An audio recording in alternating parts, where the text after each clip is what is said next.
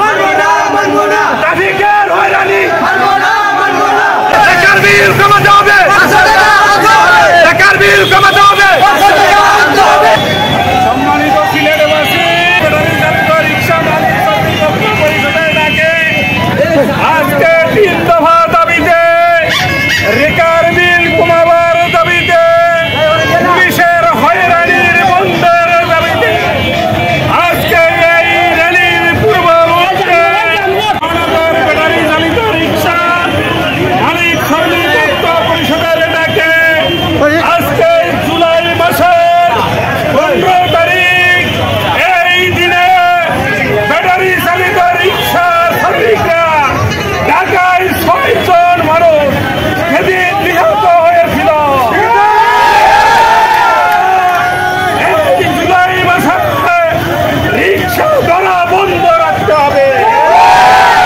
আমরা এই আন্দোলন সংগ্রামের মাধ্যমে সরকারকে জানিয়ে দিতে চাই, ছাত্ররা যেমন আন্দোলন করেছে, রিক্সা শ্রমিকরাও তেমন আন্দোলন করেছে।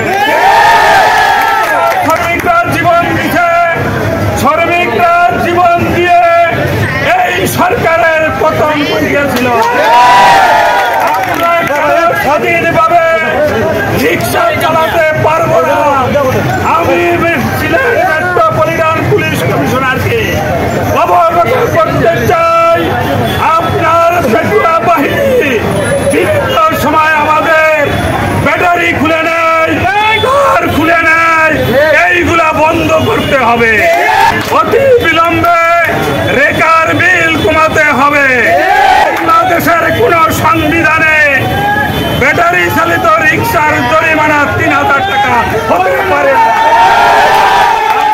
অতি বিলম্বে এই জুলাই মাসের 15 তারিখ থেকে 5 আগস্ট পর্যন্ত রিক্সা ধরা বন্ধ রাখতে হবে।